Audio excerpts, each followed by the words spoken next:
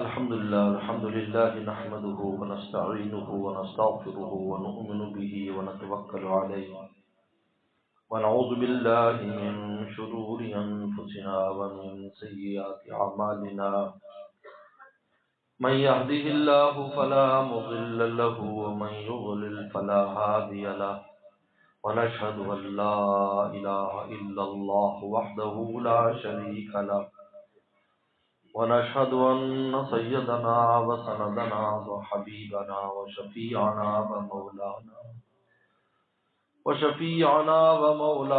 محمدا عبده ورسوله صلى الله تعالى عليه وعلى آله وأصحابه وبارك وسلم.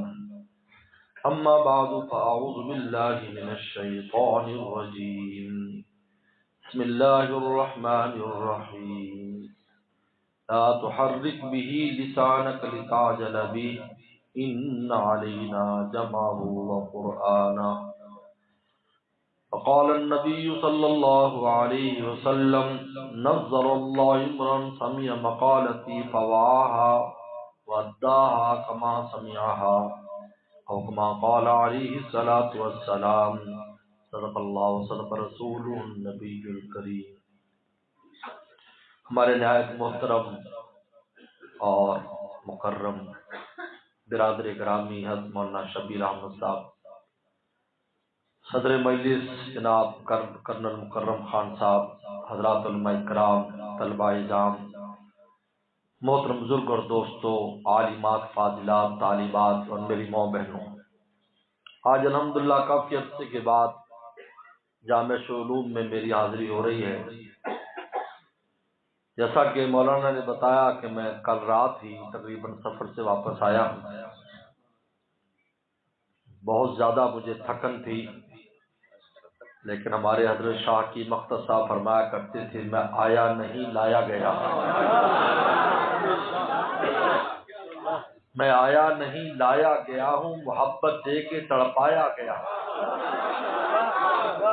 سمجھتا لاکھ اسرار محبت، نہیں سمجھا میں سمجھایا گیا. آپ حضرات کی محبت ہے اور اس محترم اور پر علم اور پر نور مجلس کی برکت ہے کہ اللہ نے ہمت عطا فرمائی اور میں حاضر ہو گیا ہوں. امام بخاری رحمۃ اللہ علیہ کی کتاب کا آخری باب اور آخری حدیث آپ کے سامنے استاد مولانا شریف صاحب سلمہ نے تلاوت کی ہے. امام بخاری کی مبارک کتاب 8000 حدیثوں پر مشتمل ہے، جس کو امام بخاری نے 16 سال میں لکھا ہے اور ہماری درسگاہوں میں 1 سال میں اس کو پڑھایا جاتا ہے. اور جب آخری حدیث کا موقع آتا ہے، مٹھائی بٹنے کا موقع آتا ہے، تو ہم اکیلے نہیں کھاتے، آپ کو بھی بلاتے ہیں. اس لیے کہ جب بخاری شریف جس مجلس میں مکمل ہوتی ہے، اس میں خاص اللہ کی رحمتوں کا نزول ہوتا ہے اور بزرگوں کا تجربہ ہے کہ ان کی دعائیں قبول ہو جاتی ہیں. یہی قرآن مجید کے اختتام پر ہے کہ جب قرآن مجید جس مجلس میں ختم ہوتا ہے، جیسے ابھی بچوں نے ختم کیا، اور بخاری شریف جس مجلس میں رسول اللہ کی حدیث کی کتاب مکمل ہوتی ہے، اس میں نزول رحمت ہوتا ہے اور دعا کی قبولیت گر ہے نزول رحمت. جب نزول رحمت ہو، دعا کی جائے گی، قبول ہو جائے گی. اس لیے جب بارش ہوتی تھی تو پیغمبر سلام دعا فرمایا کرتے تھے، کیونکہ بارش بھی اللہ کی رحمت ہوتی ہے. اس کے نزول پر رسول اللہ دعا فرماتے تھے، دعائیں قبول ہو جاتی ہیں. امام بخاری رحمۃ اللہ علیہ نے یہ آخری باب باندھا ہے وزن اعمال، کہ اعمال کا وزن ہوگا.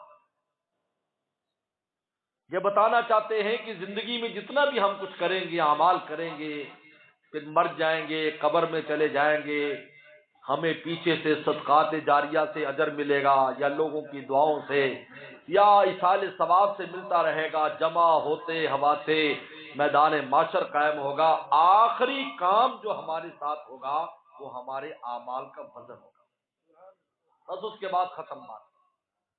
فریق فی الجنہ فریق فی السعیر، ایک جماعت جنت میں چلی جائے گی، ایک دوزخ میں. اس سے پہلے سب ملے جلے ہیں.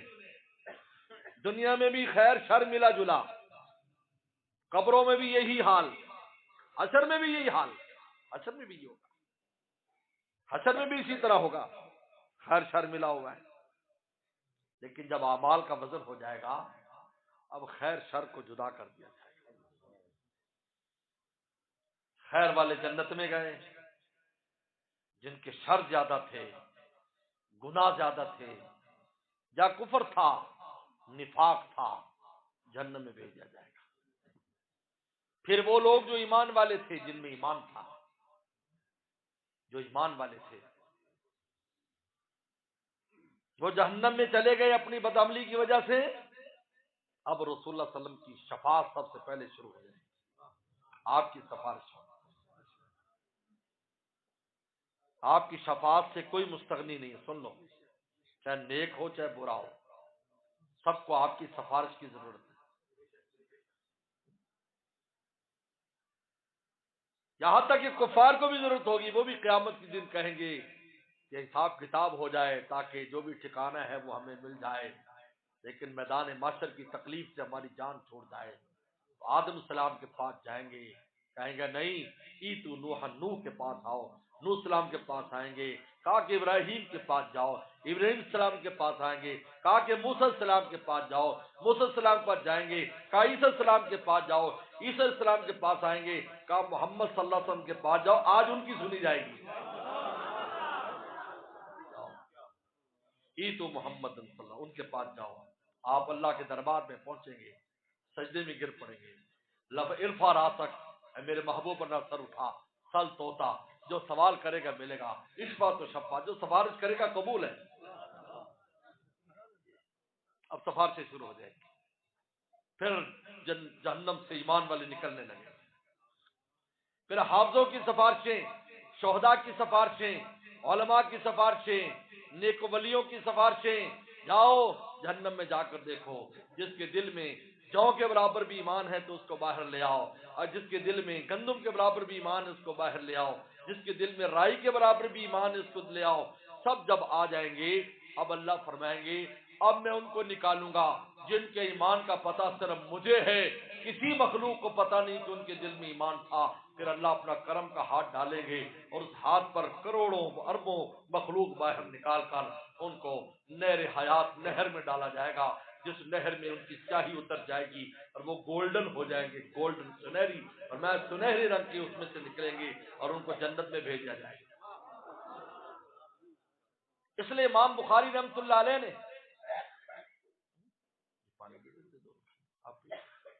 امام بخاری رحمۃ اللہ علیہ نے سب سے آخر میں وزن اعمال کا باب باندھا ہے، کیونکہ یہ آخری کام ہے۔ پہلے جتنے بھی کام ہیں وہ زندگی میں کرنے ہیں، یا جا کر آخر میں ہوگا۔ قبر میں بھی پورا حساب کتاب نہیں ہے، کیونکہ قبر میں انسان کی نیکیاں پیچھے سے ملتی۔ مدرسے کو بنانے والے، تعاون کرنے والے آج دنیا میں نہیں ہیں، لیکن ان کو مل رہا ہے، کھاتا کھلا ہوا ہے۔ مومن کا کھاتا بند نہیں ہوتا، بشرطے کہ اچھا کھاتا کھلا ہو، خسارے والا کھاتا نہ ہو، اچھا کھاتا ہو، صدقہ جاریہ چھوڑ کر جائے، اولاد کی شکل میں چھوڑ کر جائے، علم کی شکل میں چھوڑ کر جائے۔ صدقہ جاریہ میں سب سے پہلے اولاد ہے۔ جب میں تمام دوستوں سے کہتا ہوں بخشن خان والو، تم تو بخشے ہوئے ہو انشاءاللہ، اولادوں کو دیندار بناؤ۔ رسول اللہ فرمایا سب سے پہلا صدقہ جاریہ ولد صالح، نیک اولاد تو ماں باپ کے لیے دعا کرتی ہے، یہ نہیں کہ گالیاں دیتی ہے۔ ہمارے ابا نے ہمیں کیا دیا، کتنے بے وقوفوں کو ہم نے خود دیکھا ہے، ہمارا ابا ہمارے لیے کچھ نہیں کر کے گیا، ہمارا ابا یہ بابا دنیا سے گالیاں دے رہا ہے، برا بھلا کہہ رہا ہے۔ ایک میرے سامنے بولنے لگا، من کہا تیرا ابا مسلمان تھا اور تو اس کی وجہ سے مومن ہو گیا، اس سے بڑا تیرے ابا کا کوئی احسان نہیں، ورنہ آج تیرا کیا حال ہوتا۔ کسی عیسائی کے گھر میں پیدا ہوتا تو سلیب گھر میں لٹکائے پھرتا ہوتا، ہندو گھر میں ہوتا تو اپنے ماتھے کے اوپر وہ جو ہے سرخ نشان لگائے پھرتا ہوتا، بتوں کو پوچھتا شکر کر تو مسلمان کے گھر میں پیدا ہوا، اللہ نے تجھے ایمان کی توفیق دے دی، یہ کم ہے؟ باقی رزق روٹی کا ہر آدمی خود اپنے ساتھ لے کر آتا ہے، ماں باپ ذمہ دار نہیں ہے۔ سن لو کان کھول کر، آپ کی روٹی آپ کے ساتھ ہے، آپ کی روٹی آپ کے ساتھ ہے۔ ہمارے والد رحمۃ اللہ علیہ مولانا نیاز احمد صاحب چین سے آئے تھے، ہمارے والد چین کے رہنے والے تھے، چین سے آئے تھے، بھاون نگر میں ان کی روٹی رکھی تھی۔ ہمارا بھائی امریکہ میں چلا گیا، وہاں بڑا مفتی اعظم ہے امریکہ کا، اس کی روٹی وہاں رکھی تھی، اب وہ ابا کی ذمہ تھی اس کو امریکہ پہنچانا، اور رب نے جہاں روٹی رکھی تھی پہنچ گیا۔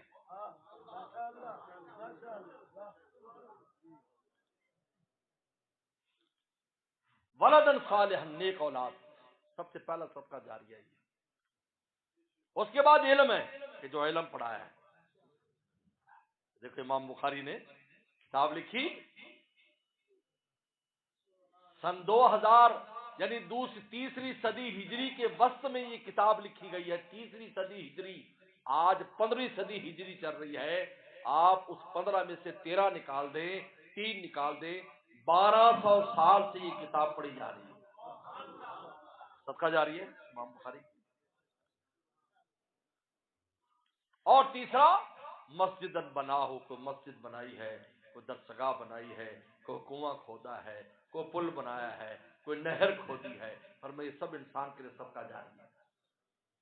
امام بخاری رحمۃ اللہ علیہ آخری باب لائیں وزن اعمال۔ میں مختصر بات کرنا چاہ رہا ہوں، میں لمبی بات تفصیل پر نہیں آؤں گا، وہ وقت بھی نہیں ہے، مجھے تھکن بھی بہت ہے، جو اصل مقصد ہے ہم اس پر رہیں، ورنہ علمی باتیں تو بہت ہیں۔ وَنَضَعُ الْمَوَازِينَ الْقِسْطَ لِيَوْمِ الْقِيَامَةِ، امام بخاری فرماتے ہیں، اللہ تعالیٰ کی آیت قرآن کی لاتے ہیں، اللہ فرماتے ہیں ہم انصاف کے تول لگائیں گے، قیامت کے دن ترازو لائے جائے گی، آدم السلام کو بلایا جائے گا، جبریل السلام کو بلایا جائے گا، پیغمبر السلام کو بلایا جائے گا، ترازو اتنی بڑی ہوگی کہ اس کے ایک پلے کے اندر حدیث شریف میں آتا ہے 7 آسمان 7 زمین آ سکتی ہے، ایک پلہ اتنا بڑا، وہ میں نے اور آپ نے نیکی سے بھرنا ہے، یہ اسی لیے دنیا میں بیٹھا ہے کہ نیکی سے بھرو اس کو، جو میں اور آپ سمجھ نا روٹی کھاؤ، ہم اس کے لیے نہیں، روٹی تو ہر صورت میں کھانی کھانی، روٹی کھانا کو مقصد نہیں ہے، یہ مقصد کا معاون ہے، روٹی اس لیے کھاؤ تاکہ ہمیں راضی کر سکو، نماز پڑھ سکو، نیکی کر سکو، ذکر اذکار، اس لیے کھانا کھاؤ، آرام کرو، سوو بھی، پانی پیو، کپڑے پہنو، گھر میں رہو، بال بچے پیدا کرو، یہ مقصود نہیں ہے، مقصود حیات نہیں، مقصود حیات اعمال کرنا ہے تاکہ ہم ترازو کو بھر سکیں، اس کے نیکی کے پردے کو بھر سکیں، اتنا بڑا پڑ رہا ہوگا، 7 آسمان 7 زمین اس کے اندر آ جاتے ہیں۔ داؤد صلاۃ والسلام نے کہا اللہ میں ترازو دیکھنا چاہتا ہوں، حدیث ابو شریف کی حدیث ہے، پردے اٹھ گئے درمیان، اللہ کے لیے کچھ مشکل نہیں، پردے ہٹا دیا، آسمانوں پر داؤد السلام نے دیکھا، بے ہوش ہو گئے، اس کی اتنی بڑی وسعت اور بڑا دیکھ کر بے ہوش ہو گئے، ہوش میں آئے تو پوچھا اے داؤد تو بے ہوش کیوں ہو گیا؟ یا اللہ اتنا بڑا ترازو کون بھرے گا اس کو، کس کی ہمت ہے؟ سبحان اللہ، اللہ نے فرمایا ترازو کے بڑے چھوٹے ہونے سے کچھ نہیں ہوتا، ہمیں راضی کرو پھر کمال دیکھو۔ چنانچہ حدیث شریف میں آتا ہے کہ ایک کھجور جو مومن بندہ مجھے راضی کرنے کے لیے دیتا، اللہ کلام میں مجھے راضی کر، ایک کھجور میں اپنے دائیں ہاتھ میں لے کر اس کو اتنا بڑا کر دیتا ہوں کہ پورا پڑا بھر دے، مجھے راضی کرو، جو کرو میری رضا کے لیے۔ بات دراصل یہ نکتہ یہ، اعمال تو کرتے ہیں لیکن اس اعمال میں جب دوسرے شامل ہو جاتے ہیں اس کا وزن گھٹا دیتے ہیں، یعنی سونے میں مٹی شامل کر دیتے ہیں، سونے میں دھات شامل کر دیتے ہیں۔ آپ کو پتا ہے سناروں کے پاس لے جائیں گے، وہ لے جاؤ گے، وہ کہا جی اس میں سے کاٹ ہوگی، بتاؤ اگر ہمارے اعمال میں سے یوں اگر قیامت دن جب کاٹ نکلے گی تو پیچھے کیا بچے گا؟ 10 تولہ دیتے ہیں، کہتے جی 5 ہی بچتا ہے مولانا صاحب، یہ 6 بچتا ہے، 4 تک کاٹ گئے، وہ ظالمہ خریدنے وقت تو پورے پیسے لگے تھے، یہ کاٹ کہاں سے آ گئی؟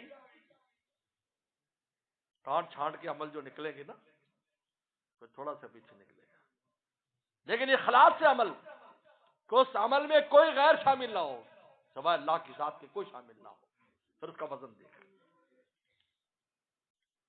ایک محدث کے بارے میں آتا ہے، وفات ہو گئی، کسی نے خواب میں دیکھا، شاگرد نے، حضرت استاد کیا ہوا؟ کا دربار الہی میں پیش کر دیا گیا مجھے۔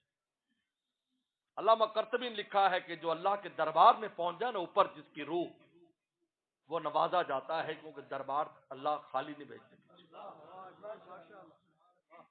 لیکن وہاں تک پہنچتے نہیں، پہلے نیچے بھیج دیا جاتا ہے، اس لیے کہ ہر جگہ کا پاسپورٹ ہے، ہر جگہ کا ویزا ہے، پہلے آسمان کا ویزا عقیدہ ہے، عقیدہ صحیح ہے، توحید پر نہیں، بھیج دو نیچے، چلو یہیں سے جہنم میں بھیج دو، کیونکہ جہنم کا طبقہ نیچے، جنت اوپر ہے، جہنم نیچے، یعنی سمندروں کے نیچے جہنم ہے۔ حدیث میں آتا ہے یہ سمندروں کا گڑا جہنم کے لیے استعمال ہوگا، حدیث شریف میں آتا ہے یہ سمندر یہ استعمال ہوگا، اس لیے آپ نے فرمایا کہ بلا وجہ سمندر کا سفر نہ کرو، فإن تحت البحر نارن، کیونکہ اس کے نیچے آگ ہے، آگ ہے اس کے نیچے۔ آج سائنسدان کہیں جی ہم نے تو بہت کچھ دیکھا ہے، آگ تو نہیں ہے، بھئی تمہیں کیا پتا سمندر کا اصل گہرائی کہاں ہے؟ یہ تو تم نے کناروں پر پھر رہے ہو، یہ کنارے ہیں، 1 میل 2 میل 10 میل 100 میل، یہ کنارے ہیں، اصل گہرائی کہاں ہے؟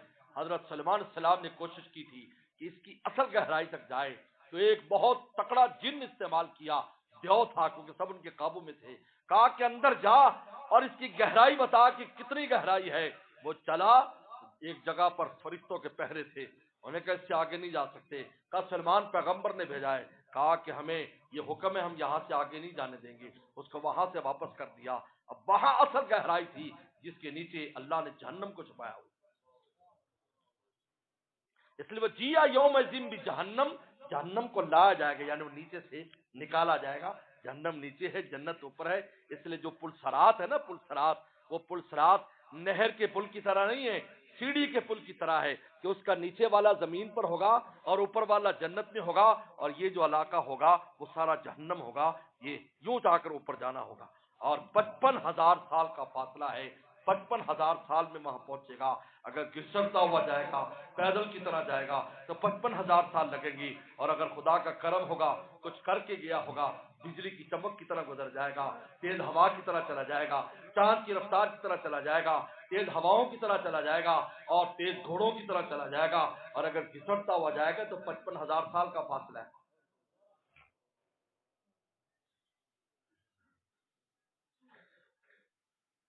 تو میرے دوستو، کیا بات ہو رہی تھی؟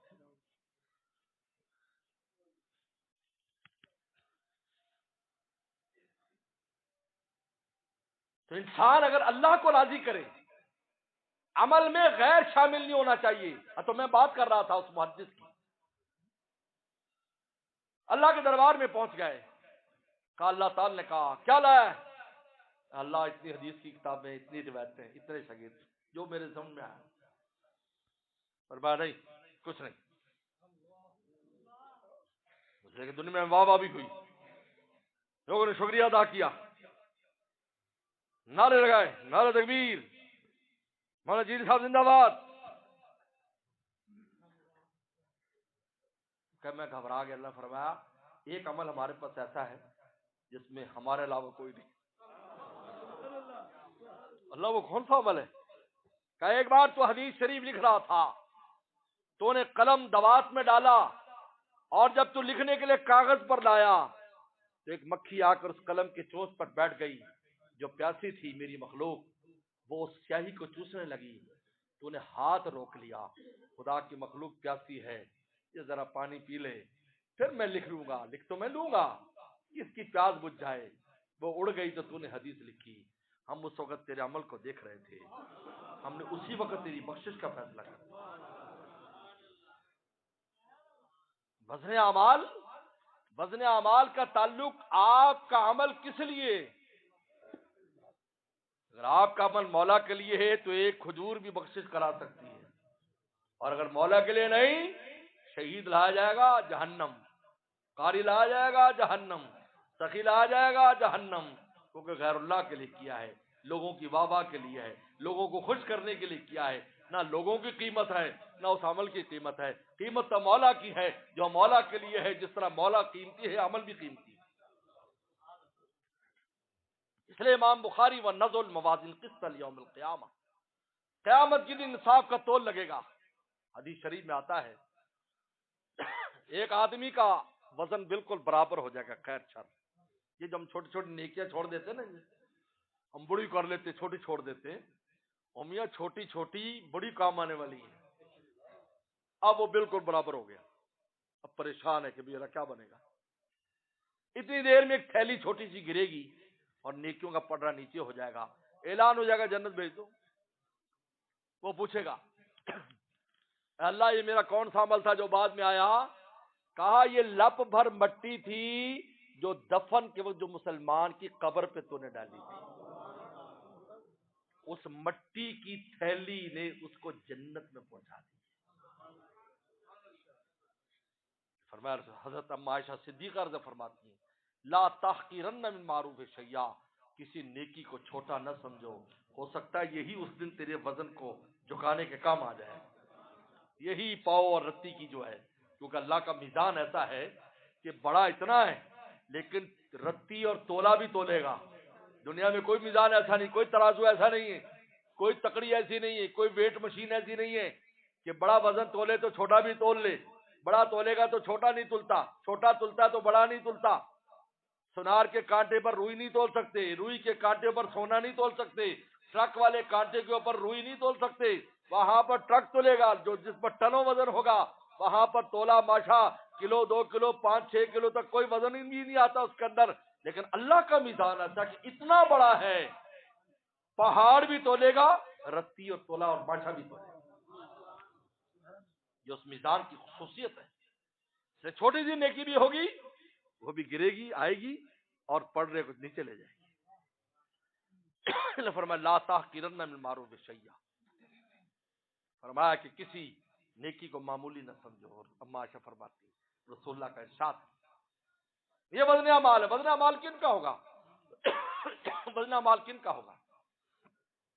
وزن اعمال انبیاء السلام کے اعمال کا وزن نہیں ہوگا، فرشتوں کے اعمال کا وزن نہیں ہوگا، صدیقین کے اعمال کا وزن نہیں ہوگا، 70,000 اس امت کے وہ لوگ جو بغیر حساب کتاب کے جائیں گے، ان کے اعمال کا وزن نہیں ہوگا، اور ان کافروں کے اعمال کا وزن بھی نہیں ہوگا جن کے پاس برائی وہ سیدھے جہنم میں بھیج دیے جائیں گے پہلے ہی۔ ہاں وہ کافر جس نے کوئی نیکی کی ہے، جیسے کسی کو کھانا کھلایا، کسی سے ہمدردی کی ہے، یا ماں باپ کی خدمت کی ہے، تو ان کے اعمال کا وزن اللہ کریں گے۔ لیکن جب کفر رکھا جائے گا تو ساری نیکیاں ضائع ہو جائیں گی۔ فَجَعَلْنَاهُ هَبَاءً مَنْثُورًا، اللہ فرماتے ساری نیکیاں اڑا دیں گے عمل کی۔ یہ کافر کو اس کی نیکی کا فائدہ دنیا میں ہوتا ہے، آخرت میں کوئی فائدہ نہیں ہوگا، یاد رکھو، یا کتنی بھی اس نے لوگوں کے ساتھ بھلائی کی ہو، کیونکہ کفر بغاوت ہے، اور باغی کتنے اچھا کیوں نہ ہو قابل پھانسی ہوتا ہے۔ بڑا اچھا ڈاکٹر ہو، بڑا اچھا انجینئر ہو، بڑا مخلوق کا خادم ہو، لیکن حکومت وقت کا باغی ہو، اس کی سزا موت ہے۔ لہذا کفر کافر باغی ہوتا ہے، کتنا بھی اس نے دنیا میں اچھے کام کیوں ہوں، جب باغی ہے ہمیشہ کے لیے خالدین فیہا ابدا، ہمیشہ جہنم میں رہے۔ کس کا وزن ہوگا؟ ان لوگوں کا وزن ہوگا، ان ایمان والوں کا جن کی نیکیاں برائیاں ہیں۔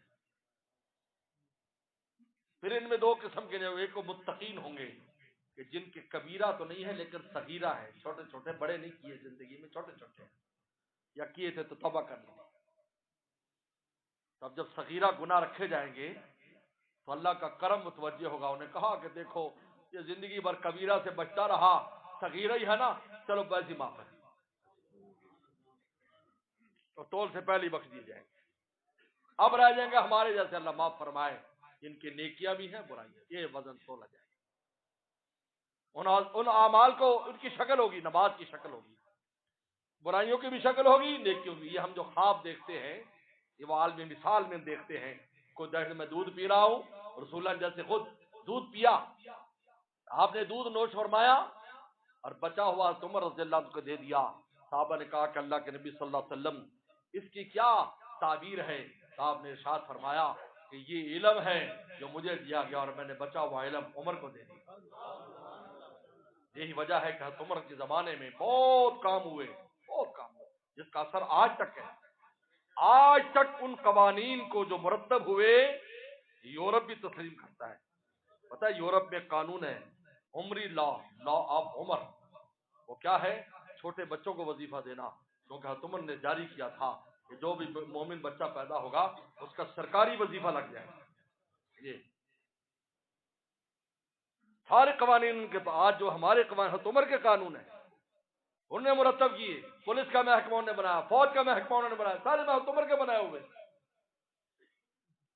ان کو کیا پتا؟ ہم یورپ والوں کو سلام کرتے ہیں، حالانکہ یورپ کی تاریخ نہیں پڑھی۔ آپ تاریخ پڑھو۔ میں تو انگلینڈ گیا ہوں، میں نے انگلینڈ میں وہ غاریں بھی دیکھی جہاں ان کے آباء و اجداد ننگے رہتے تھے، ننگے رہتے تھے، پہلے ننگے رہتے تھے ان غاروں میں۔ یہ انگلینڈ والوں کی بات کر رہا ہوں، جو انگریز ہے، انگریز سب سے اونچا سمجھتا ہے اپنے آپ کو، باقی ساری قوموں کو نیچے سمجھتا ہے۔ ان کے آباء و اجداد ننگے رہتے تھے۔ اس وقت جب مسلمان عروج پر تھے اس وقت وہ ننگے رہتے تھے۔ یہ پورا کوئی بہت پرانی بات نہیں ہے کہ 2000 سال پہلے، سینکڑوں سال پہلے کی بس بات ہے، 800-900 سال پہلے کی بات ہے، ننگے رہتے تھے۔ اور جب وہ پڑھ لکھ گئے تو کیا کہا؟ ہم بندر کی اولاد ہیں۔ پڑھ لکھ گئے تو کیا کہنے لگے؟ یعنی پہلے ننگے رہتے تھے، جب پڑھ لکھ گئے تو کی آخر لگے اتھا بندر کی اولاد۔ حکیم الامت تھانوی رحم اللہ سے کسی نے کہا کہ یہ ایک ڈاکٹر انگلینڈ میں آیا ہے، لندن میں، وہ کہتا ہے کہ ہم بندر کی اولاد ہیں۔ ڈاکٹر ڈارون جو ہے وہ کہتا ہے ہم بندر کی اولاد ہیں، یہ انگریز کہہ رہے ہیں۔ حضرت آپ کچھ تبصرہ فرمائیں۔ تو حضرت نے فرمایا یار تبصرے کی کیا ضرورت ہے، ہر ایک کو اپنا نسب بیان کرنے کی اجازت ہے۔ وہ کہتا ہے ہم بندر کی اولاد ہیں، ہم کہتے ہیں ہاں بھی تم بندر کی اولاد ہو، ہم تو نبی کی اولاد ہیں، ہم تو نوح علیہ السلام کی اولاد ہیں، ہم نوح علیہ السلام کے بیٹوں کی اولاد ہیں، ہم تو نبی کی اولاد ہے۔ وہ کہتے ہیں بندر کی، تو آپ کو کیا کام ہے بھائی؟ کہو ٹھیک ہے جی بندر کی۔ بھائی اگر کوئی اپنا آپ نسب میں کہا ہے کہ جی میں کسی کنجر کی اولاد ہوں تو تین لڑن کی لوڑ ہے؟ اگر ٹھیک ہے ہوئے گا بھی تھی۔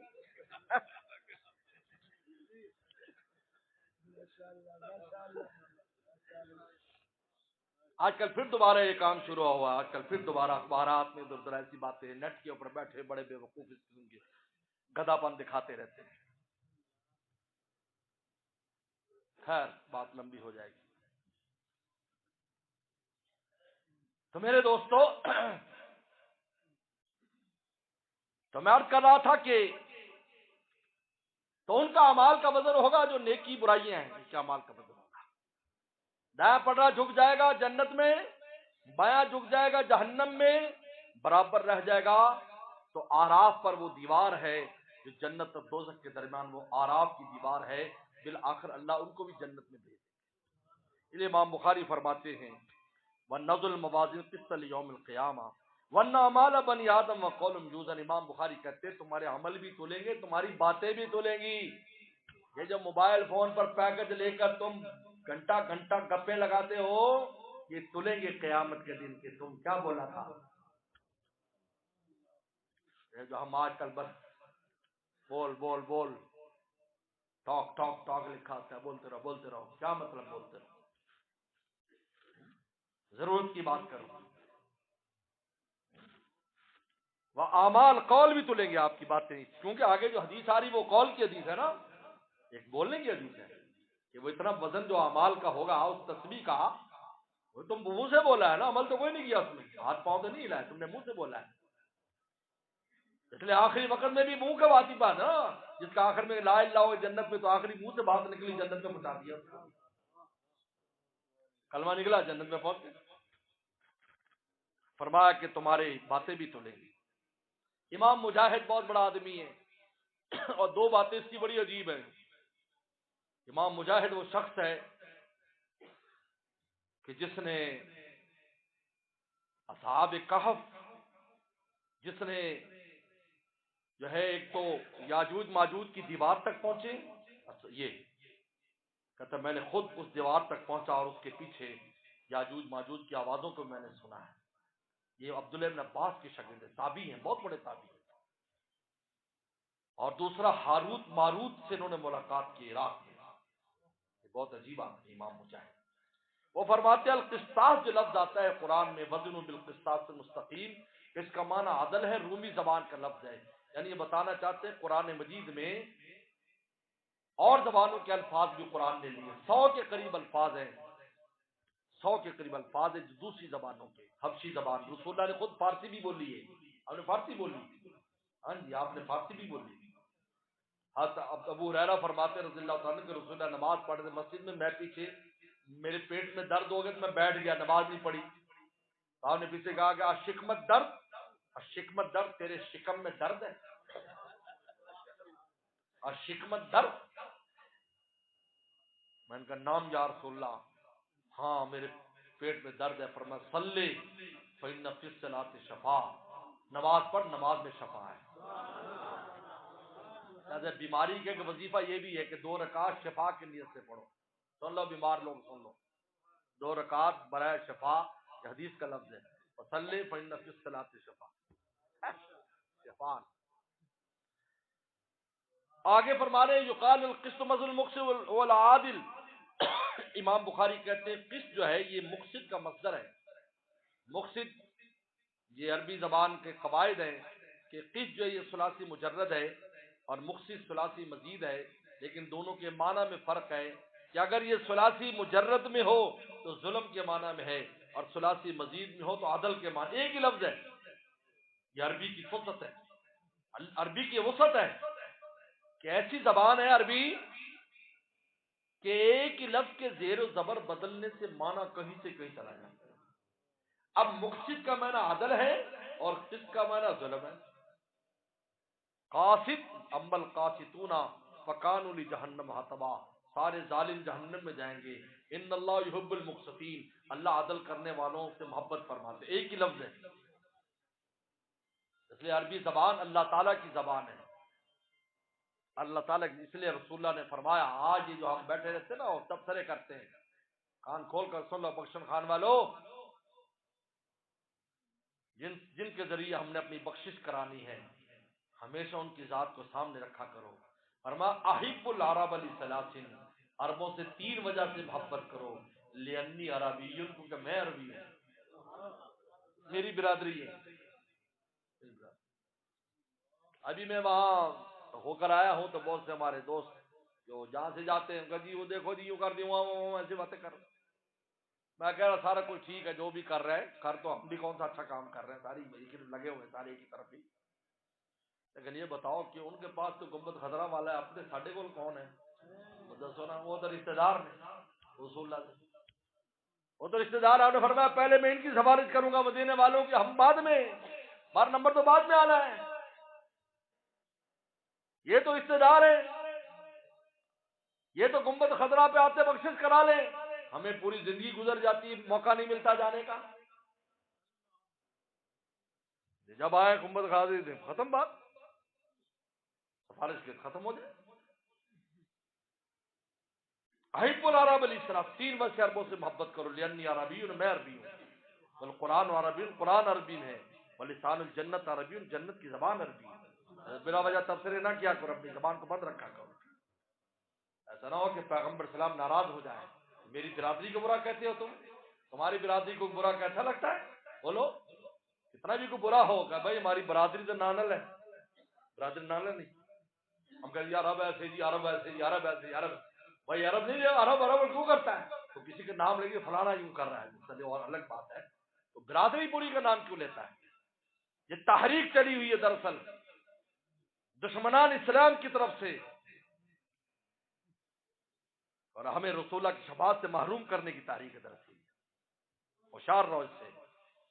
اللہ کا شکر اندر بار جانا ہوتا ہے، ہمیں اس چیز کو جانتے ہیں کہ پیچھے محرکات کون ہے، یہاں بیان کرنے کا وقت نہیں ہے. اس لیے ہم بالکل، اور آپ کو پتہ بھی نہیں ہے اصل حقیقت کیا ہوتی ہے، کیا پتہ آپ کو؟ ہم باہر بیٹھے تبصرے کرتے رہتے، وہ ہو گیا، یہ ہو گیا، وہ ہو گیا. آپ کو پتہ ہے وہاں کیا ہے کیا نہیں ہے؟ اب میں وہاں کیوں ہوں؟ میں زیادہ حالات جانتا ہوں یا آپ جانتے ہیں؟ بولو، میں زیادہ جانتا ہوں، آپ یہاں بیٹھ کر تبصرے کرتے رہے اور میں کہوں بھی ایسا نہیں ہے، تو پھر میری بات معتبر ہے، آپ کی معتبر ہے؟ اس لیے بلا وجہ تبصرے یہ نیٹ کے اوپر نہ جایا کرو، یہ سب اس کے اوپر خبیث اور بڑے بڑے کمینے اور بڑے بڑے مشرک اور بڑے بڑے دین کے دشمن بیٹھے ہوں گے جو اپنے مختلف لبادوں کے اندر ہمیں دین سے دور کرتے ہیں۔ تو ان کی باتیں سنتے ہو تو وہ رسول اللہ کی بات کیوں نہیں سنتے؟ قرآن کی بات کیوں نہیں سنتے؟ جب آپ فرماتے ہیں ہب العربا، جب آپ کو حکم آ گیا بات ختم ہو گئی، بس ہم محبت کریں گے چاہے وہ جیسے بھی، ہم پیار کریں گے، رسول اللہ کا حکم ہے، ہم نے رسول اللہ کو خود کرنا ہے نا۔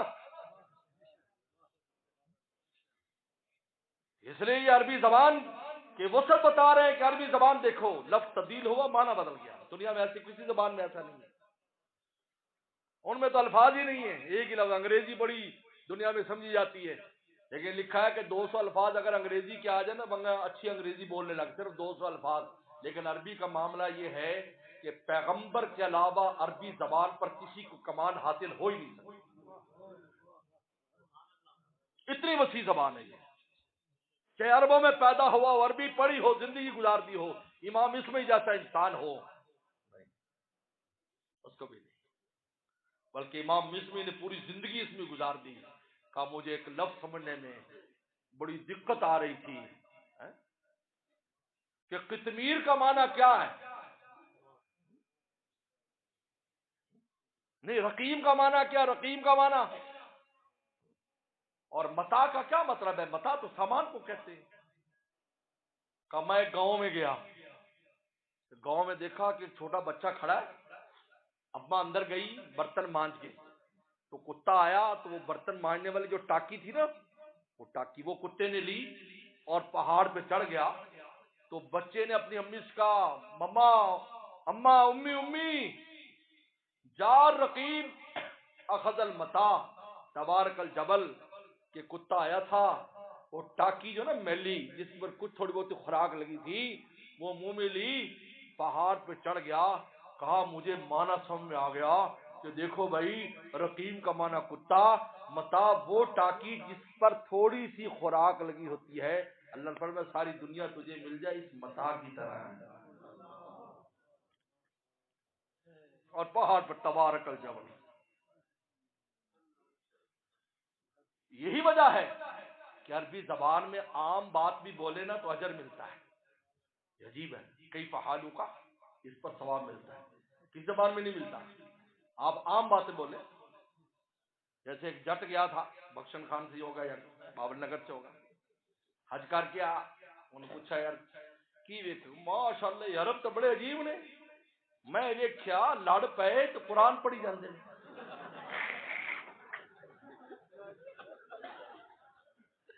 عربی بول رہے تھے لوگ قرآن پڑھی جاندے، لڑ پے تو پھر بھی قرآن پڑھی جاندے نے،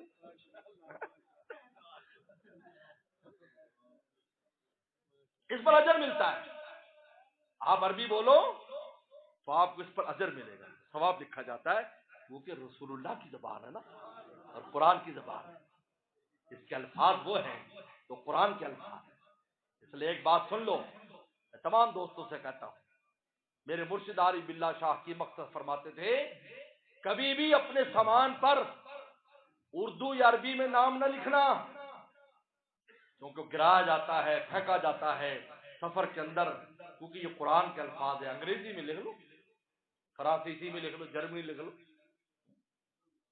لیکن عربی نہیں، میں جلیل لکھوں گا، جلیل تو جیم لام یا یہ اللہ کا نام بھی ہے، اور جیم کا لفظ قرآن کے الفاظ میں سے، لام قرآن کا یا لام نہیں، آپ جے اے ایل آئی ایل لکھ لو، انگریزی میں لکھ لو، کیونکہ قرآن کے الفاظ ہیں، جس طرح قرآن کے آداب ہیں ان حروف کے بھی آداب ہیں جن سے قرآن کے الفاظ بنتے ہیں۔ اس کے بعد امام بخاری حدیث شروع کر رہے ہیں، احمد بن اشکاب، عجیب امام بخاری ہے، احمد بن اشکاب امام بخاری کا مصر کا آخری استاد ہے، امام بخاری بڑا بادشاہ آدمی ہے کہ باب ایسا لایا جو آخری کام ہے، اور حدیث اس استاد سے لائے جو آخری استاد ہے، احمد بن اشکاب، یہ مصر میں آخری استاد، اس کے بعد امام بخاری واپس چلے گا، وہ محمد فضیل تو کاکا نبی زرا، ابی زرا دو ہے، ابو زرا راضی، ابو زرا بجلی، ابو زرا بجلی یہ پیغمبر سلام کے صحابی کے اولاد ہیں اور یہ تابعی ہیں، ان ابی ہریرہ رضی اللہ عنہ، ابو ہریرہ پیغمبر سلام کے وہ جو ہے صحابی ہیں جو رسول اللہ کو چمٹ گئے اور 5375 حدیثوں کرا دی. کہتے میں ہر وقت رسول اللہ کو چمٹا رہتا تھا. شیب بطنی کہا کہ بس میرا پیٹ بھرتا تھا رسول اللہ کو دیکھ کر، پیٹ پہ پتھر بندے ہوتے تھے لیکن میں چھوڑ کے نہیں جاتا تھا کھانے پینے کی فکر میں، کہیں آپ کوئی بات فرمائے رہ نہ جائے. یہ ہے،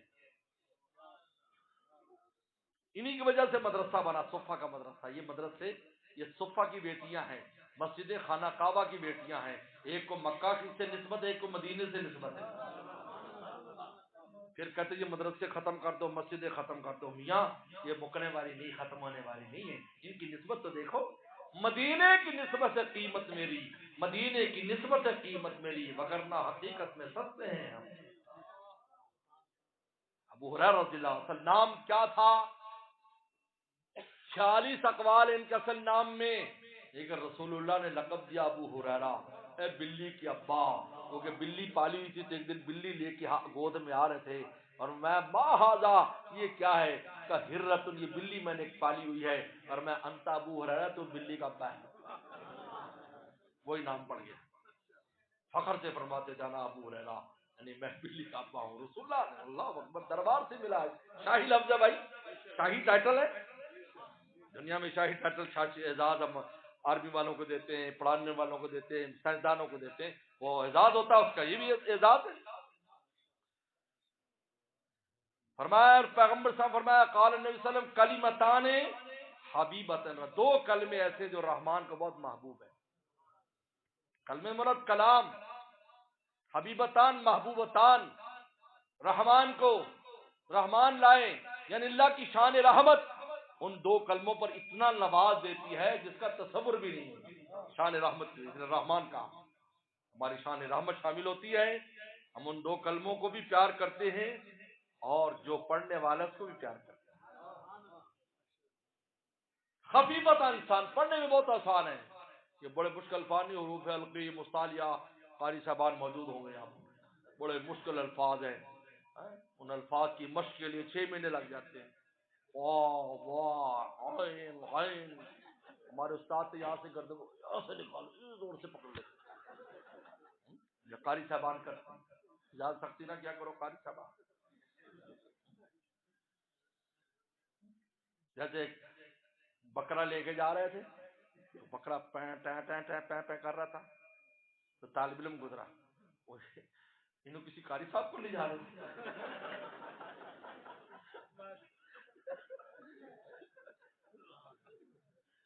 فرمایا خفیفتان لسان، زبان میں بہت ہلکے ہیں، ہر بندہ پڑھتا ہے. سبحان اللہ، کیا شان رحمت رسول اللہ کی. ایسی مشکل آسان عمل ہے، لیکن ثقیلتان فی المیزان، میزان میں بہت بھاری ہیں. اگر قبول ہو گیا پورا میزان بھر دے گا، لیکن اوپر جانا چاہیے، اوپر جانا چاہیے، اوپر پہنچنا. ثقیلتان فی المیزان، میزان میں بہت بھاری ہیں. یہ نہ سمجھو کہ پڑھنے میں آسان ہے اور تھوڑے سے کلمے، یہ نہ دیکھو، یہ تو دیکھیں کہ اس کے اندر ہے کیا. سبحان اللہ و بحمدہ سبحان اللہ العظیم، سبحان اللہ و بحمدہ سبحان اللہ کا معنی میں پاکی بیان کرتا ہوں اللہ تعالیٰ کی تمام عیوب سے. اللہ تیرے اندر کوئی عیب نہیں. ابھی حمد ہی میں اقرار کرتا ہوں سارے کمالات کا اللہ کے لیے. لہذا سبحان اللہ میں وہ صفات ہیں جس کو تنزیہات کہتے ہیں. اللہ کو جن چیزوں سے پاک قرار دینا ہے ان کے اقرار کرنے کا نام سبحان اللہ ہے، اور تمام کمالات کے اقرار کر لینا اللہ کے لیے اس کا نام تحمید ہے. تنزیہات، تحمیدات یہ جب مل جاتی ہیں تو انسان کو توحید حاصل ہو جاتی ہے. کتاب التوحید ہے، توحید، تنزیہات. اللہ ہر عیب سے پاک ہے، کھانے سے پاک، پینے سے پاک، اولاد سے پاک، بیوی سے پاک، مکان سے پاک، جہیز سے پاک، جسم سے پاک، ہر چیز سے پاک ہے. یہ تنزیہات ہیں. اس لیے اللہ نے عیسائیوں پر رد کیا، عیسائیوں تم مریم علیہ السلام کو اللہ کی بیوی قرار دیتے ہو، عیسی علیہ السلام کو بیٹا قرار دیتے ہو. کھانا یا کلان طعام، وہ تو دونوں کھانا کھاتے تھے. اگر رب کی بیوی ہوتی، رب کا بیٹا ہوتا، تو رب والی شان ان میں ہوتی. وہ کھانا تو کھاتے تھے، تو کھانے کے محتاج تھے، اللہ تو کھانے کا محتاج نہیں، کیسے نسبت کرتے ہو؟ اللہ نے ایک جملے میں ان کے پورے مذہب کو نیچے گرا دیا، کیسے کہتے ہو تم لم یلد ولم یولد لم یکن لہ کفوا احد، کوئی اس کے برابر نہیں، لیس کمثلہ شیء۔ اور تحمیدات، تمام کمالات، جتنے بھی کمالات ہیں سب اللہ کے ہیں۔ مجھے اور آپ کو اگر حاصل، اگر آج میں علم کی 4 باتیں جانتا ہوں، یہ مولا کی دی بھیک ہے۔ اگر 4 پیسے میرے پاس ہیں، مولا کی دی بھیک ہے۔ اگر زندگی ہے، مولا کی دی بھیک ہے۔ اگر حسن ہے، مولا کی دی بھیک ہے۔ انتم الفقراء الی اللہ، تم سارے فقیر ہو اللہ کے، هو الغنی، اللہ خالی ذات غنی ہے، تم سارے فقیر ہو۔ تم کسی مقام، تم بادشاہ ہو تب بھی فقیر ہو، کیونکہ تمہیں بادشاہ ہم دیتے ہیں واپس بھی لے لیتے ہیں۔ کہا بھائی، جب واپس لے لیتے ہیں تو پھر کیا ہوتا ہے؟